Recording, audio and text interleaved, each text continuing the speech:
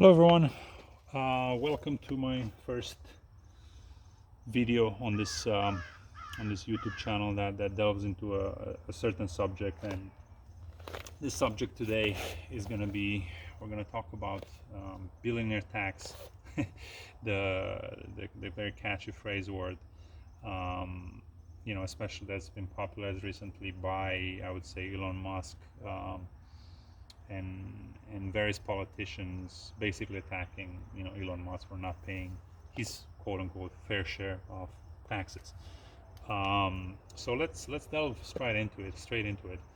I'm just going to give a quick summary of what's been going on out there in terms of how I see the media and the discussions that have been had. So the overall current trend appears to me that I could be wrong, but that's what it appears to me, that most people believe or are of the opinion, a lot of politicians, that um, billionaires don't pay their fair share of taxes, and mostly because the reason for that, one of the reasons that's been brought up with Elon Musk, is that he has stocks. His compensation is in stocks, and without selling a particular stock, you are not going to pay taxes, since that's the only compensation you have, right?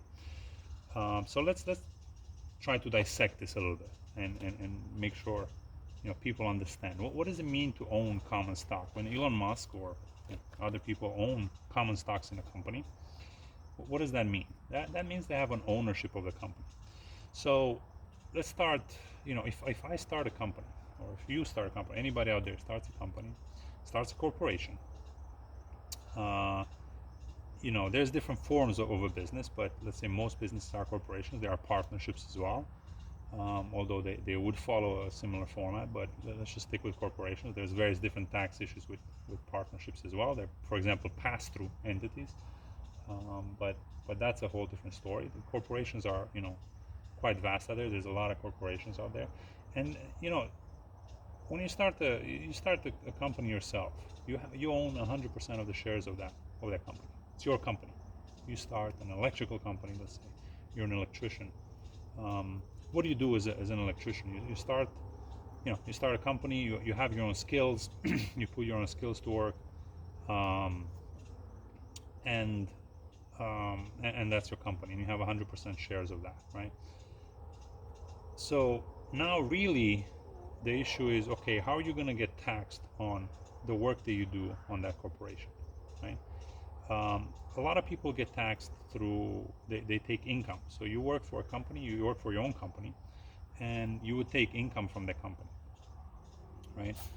There's other ways of getting compensated. So if you take income, you would get taxed the income tax at whatever rate you are, depending on how much income you make. Um, if you choose not to do that, if you choose not to get taxed, not to take income, you could just distribute, for example, dividends to yourself. Again, the dividends are going to be taxed as well. And there are regulations. There are regulations out there that say that if you work for a company, you have to pay yourself tax. You have to pay yourself a reasonable salary. And the reason for that is because a lot of people, when you actually pay, you get a lot of taxation. If you have your own company, right, you're gonna make, let's say you make a net profit of, I don't know, $100,000 a year. If you take that whole thing as a salary and you say, hey, that's actually my salary, you're gonna pay the salary tax. You're gonna pay as a personal level. You're gonna pay FICA tax, which is going to be between you and the company, is going to be around 15 to, I don't know, 17%. I'm not sure exactly what it is right now. Don't quote me on the numbers, but it's a significant amount on just FICA tax. And then because you've taken that amount, now you have to pay income tax on a personal level. So you're getting taxed quite heavily there. On a dividend side, when you take dividends from a corporation, you're actually getting triple taxed. And how does that work? You're taking, the company is getting taxed on its net income. So the company itself. So if you, let's say you don't take a salary, you just take You just take dividends. To get to that net income number, you have to add taxes into it. So there's something called profit before tax, which is the amount that you pay taxes on. So if your profit before tax is $100,000, and your corporation has various levels of taxation, let's say it's 21% right now, you're paying 21% on that. So $21,000 you're going to pay before. So, and then you get to the net income. So now you have you have, what is that, $79,000 that you have left. And yeah, I think that's my cat in the video. You have $79,000 in net income, and those amounts you would have to pay. Those, if you distribute as dividends, you're going to have to pay a gains tax on that, and then you have to pay personal income tax on those as well. So you're getting a lot of taxation if you have a corporation. Now, what does this all mean, and where am I going with this? Companies like large corporations, like in case of Tesla and Elon Musk and Amazon, they have, Elon Musk, by the way, holds, I don't know, 20-something% shares of the company. So he's a majority shareholder. It's basically his company because he's the majority shareholder, but he doesn't have over 50% of the shares.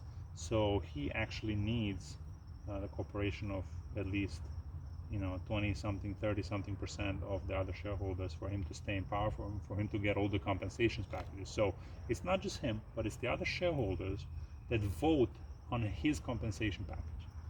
Okay, they vote on his compensation package and they say, all right, we think he deserves this percentage of compensation. And the way that's currently structured is, if Tesla makes it to a certain level, a certain stock price, a certain delivery number, a certain growth factor, then he deserves a certain number of compensation. Otherwise, he gets nothing, or he gets a smaller amount. Most likely nothing, from what I heard. But again, it's the details. Anybody can research them. That is not important. But he's only getting stock compensation. For him to pay that stock compensation, for him to pay taxes, he does pay taxes when he actually takes out, when he gets the stock comp. If he sells the stock, then he actually has to, pay. Well, you pay taxes when you get a stock comp. You do have to pay taxes. You don't pay taxes for shares that you own, that you've previously owned. Let's say from when he started the company. When you originally invest in the company, you get 20%. Let's say he gets 20% of the company when he originally invested in the company. He invested, I'm not sure how much he said, I think about $70 million he originally invested in Tesla, right? So from that $70 million, he got probably 20% of the company, and that's his shares, that's his ownership percentage in the company. For him to pay taxes, and I understand. So at that point, they were worth $70 million. It was his money that, by the way, he actually got taxed on. He made his money on PayPal when he when he sold PayPal. And when he sold PayPal, he got taxed on the $70 million. So that $70 million was probably $140 million. Right? So everybody, make sure you understand that. I think that's important. He originally got taxed, so it's after tax money that he grew, that he got $70 million. He invested that $70 million into Tesla, and he transformed it into whatever $300 billion that he has right now. Right? That's just the value of the company that he grew. But having a stock, so many issues with this. Having a stock doesn't guarantee you that price. The stock market, to sell that stock, somebody has to be able to buy it. So somebody buying it, it's not guaranteed. Tesla stock could theoretically go down to zero tomorrow. If something incredible news breaks out, they're going to go bankrupt. It goes down to zero. So somebody's stock is not guaranteed. The stock value is not guaranteed. So it's a very flimsy. And you see Tesla can go up and down more than 10% a day. It has happened. So that's one thing. How are you going to pay? The main issue here is how are you going to pay taxes on on something that's so flimsy. For example, let's say Elon Musk is, let's say you or whoever owns $1 million in stocks, and now we have to put a wealth tax, right? Well, what if the value? So at December 31st, this is how the IRS calculates taxes, based on the December 31st amounts. At December 31st, your value is $1 million, and they say everybody over $1 million, could be a billion. Let's say for billionaire tax, right? Let's say everybody that has stocks over $1 billion, they have to pay a 30% tax. So now you have to pay $300 million for that a billion, for that bill. Where are you going to get that money? Let's say that's all you have. Are you going to borrow to pay taxes, or are you going to share? Are you going to sell your positions in those companies to pay these taxes?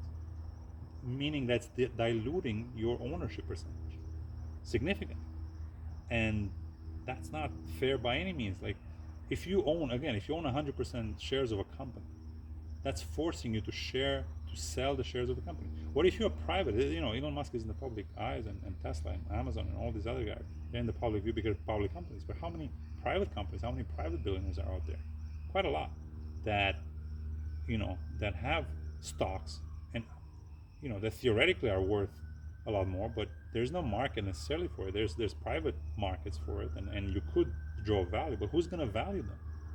You need serious, because that's the but they are theoretically billionaires. So how are you going to make them pay taxes, and how is that going to happen? I just I really it really makes no sense, and you're diluting somebody's value. So I think nobody's arguing that you shouldn't pay your fair share of taxes. The billionaires shouldn't pay their fair share of taxes. But this is not it. This is a weird thing, and a lot of them are, and there's other issues. There's definitely issues out there, especially with partnerships.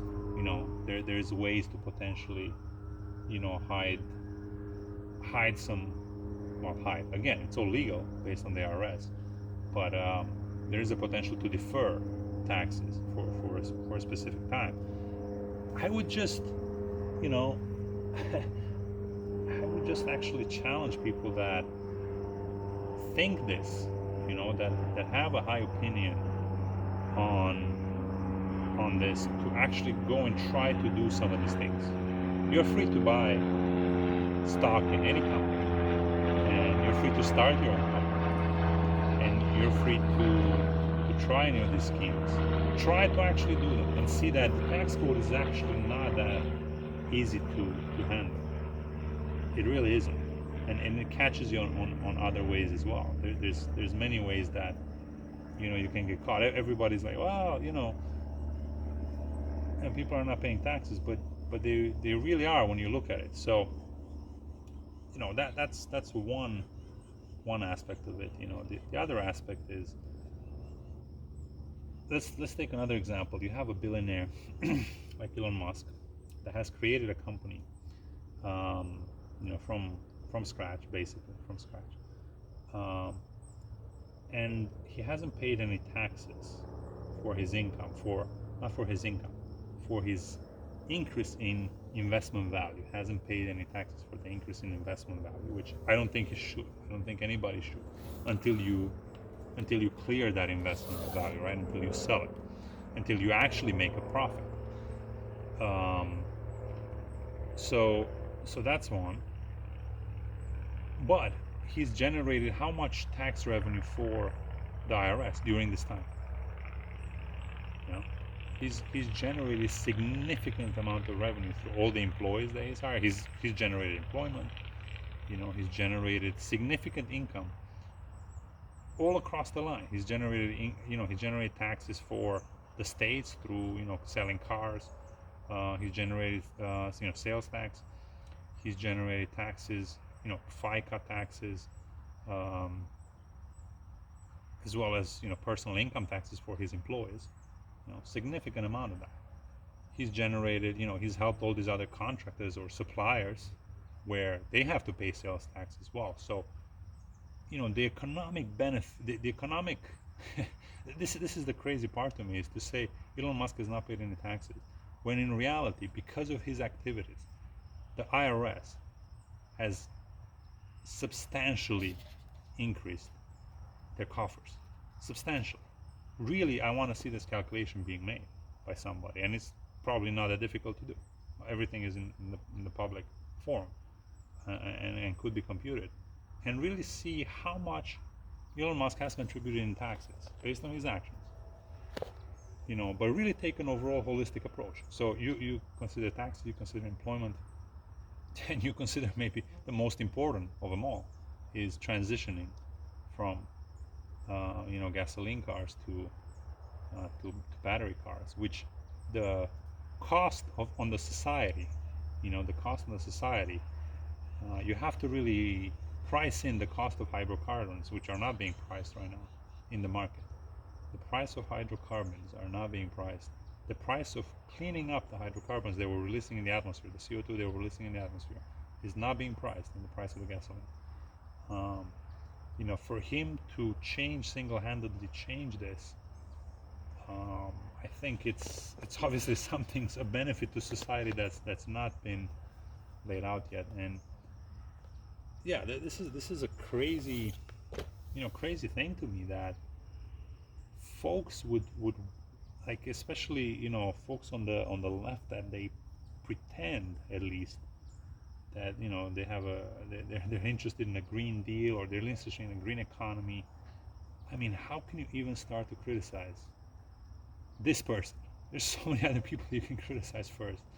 And there's so many folks out there that deserve criticism.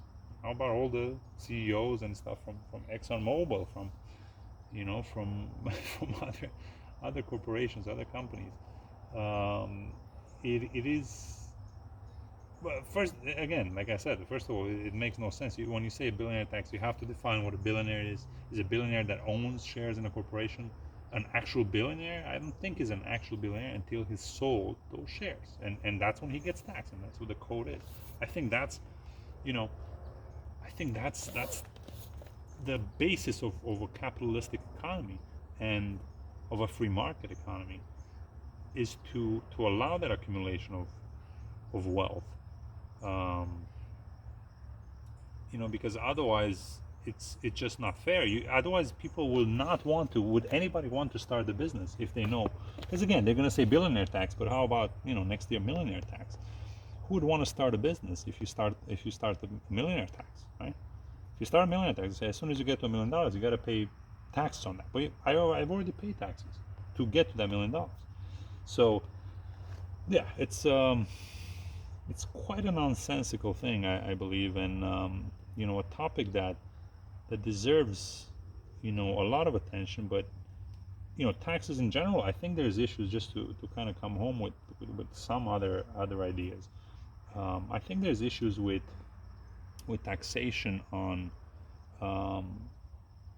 like the current tax system favors, unfortunately, companies to grow exponentially, like Amazon, for example, without paying any taxes, and then put other companies out of business. So that's a real issue that needs to be addressed. So that's why I think a value-added tax, something that kind of Europe has in play, or some sort of value-added tax, I think is very important. And a value-added tax is basically you pay tax at every step of the way, and regardless of kind of if you're making income or profit. So the way taxes work, really quickly, on to make this point as well, is for example, Amazon and Tesla, for companies. Let's say you start a company, right? To give people an example, you start a small company, small corporation, and my company that I have, one small business, hasn't made a profit yet. It has just incurred losses. So those losses, I actually can, carry them forward in the business. So let's say in the first year I lost, I don't know, $20,000. This is just investing, starting to invest in the business, purchasing different things, buying inventory, buying a lot of things. First year you lost $20,000. Okay. The next year you're starting to make sales, right? And you sold $10,000 worth of let's say your income in before taxes is $10,000. So theoretically, based on that income, you should pay taxes of, let's say, $10,000 of 2,100. You should pay taxes of $2,100 that year based on the tax rates. Oh, but no, in the first year you incurred a loss of $20,000. You can deduct the $20,000 from the $10,000 that you made profit the second year, and your bill gets reduced to zero for the second year. So you're paying zero in taxes because you've lost again $21,000 in the first year. Now you can carry that forward, and you have zero in the second year. And in the third year, if you're making, let's say, another $10,000 in profit, you can also reduce that to zero, right? So, as you can see, as you can kind of imagine, it favors companies to invest significantly in the beginning, right? And that's what Amazon did. Amazon, for example, invested significant, and Tesla invested significant amounts of money in the first few years. Invested, created these incredible businesses, paid zero taxes, and then because they had losses, and then continued to pay zero taxes year after that because they could carry forward the previous losses. Now, I think this thing should be a type of a phase-in, where like somebody like Amazon, right, that's generating, or Tesla or any other company, a company that's generating, let's say over $1 billion in revenue, or it could be lower, it could be 100 million. This is the discussion to really have. Any company that, let's say, generating over $1 billion should start paying value-added tax. So the tax should be based on the revenues. Should be based on the sales that they're actually making to the public, regardless if they're making a profit or a loss. But it shouldn't be below. The reason I'm saying it shouldn't be below, because then you would stifle people like me, for example, or like many other folks out there, to grow their businesses. And that's how you need to grow the economy. That's how you need to grow. To make a business, you need to grow in the beginning. But once you get to a certain level, now, you can start putting other people out of businesses, out of business, because you're just investing, incurring losses, and now you're getting a significant benefit because you're not paying no taxes. But a small mom and pop shop that is, paying taxes, that's profitable, is paying taxes, is obviously disadvantaged compared to you. For that, and you're actually putting them out of business because you can afford to invest all this money into it. So I think there should be a cap.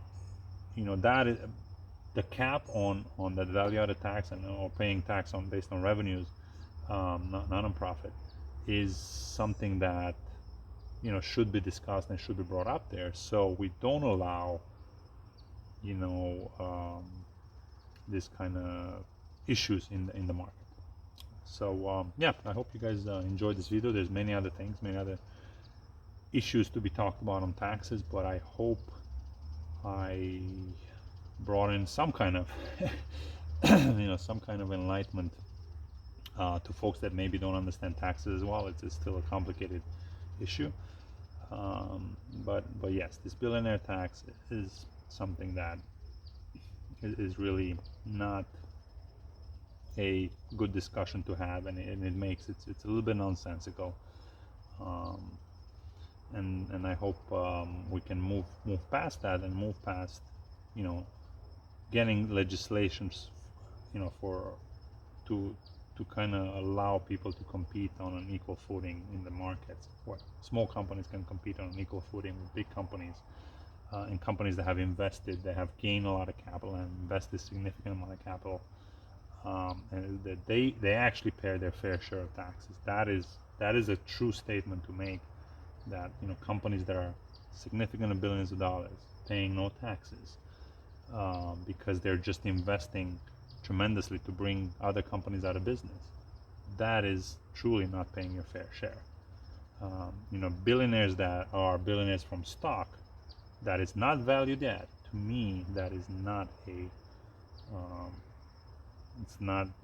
that's not the correct term to use in saying and to pay your fair share of taxes. So let me know what you guys think in the comments, and yeah, hope everybody has a great day.